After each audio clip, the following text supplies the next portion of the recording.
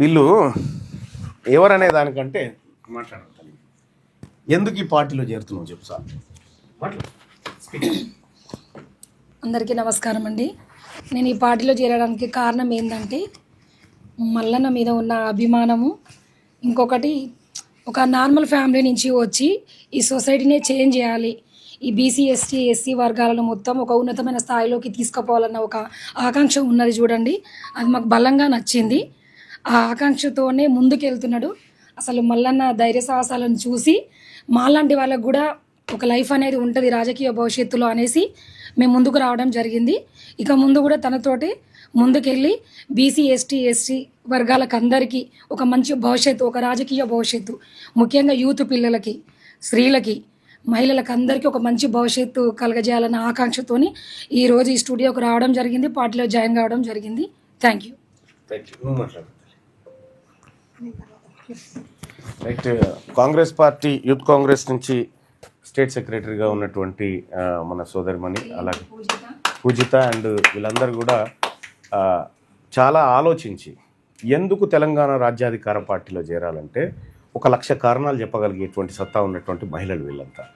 ఇవాళ ఈ బిడ్డలు రెడ్డోల బిడ్డలు అయితే ఎట్లుంటుండే చెప్పురు. ఇవాళ రాజకీయంలో ఇంత వాయిస్, ఇంత ధైర్య సాహసాలు అన్నటువంటి ఈ బిడ్డలు అయితే ఈ పాటికే రంగంలోకి దింపి రాబోయే మహిళా రిజర్వేషన్కి వీళ్ళే ప్రతినిధులు అన్నట్టుగా చూపిస్తుండే.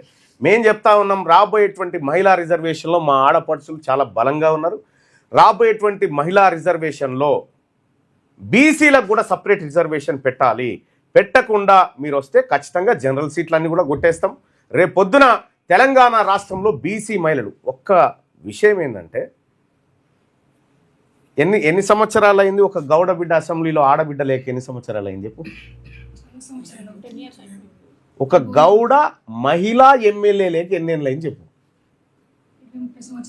నువ్వు పుట్టలే అప్పటికి, లేరు మొత్తమే. అగో అది కథ. ముస్లిం ఆడబిడ్డ 1956 నుంచి ఇప్పటిదాకా అసెంబ్లీలో అడుగుపెట్టలే. ఇట్లా జరిగినటువంటి అన్యాయాలను క్షుణ్ణంగా పరిశీలించిన తర్వాత మా ఆడబిడ్డలను ప్రోత్సహించాలి. తెలంగాణ రాజ్యాధికార పార్టీ ఇది ఆడబిడ్డలకు, మరీ ముఖ్యంగా బీసీ ఎస్సీ ఎస్టీ మైనారిటీ ఆడబిడ్డలను ఇందులో అత్యధికంగా రాజకీయంగా ప్రోత్సహించాలనేటువంటి నిర్ణయం ఉంది.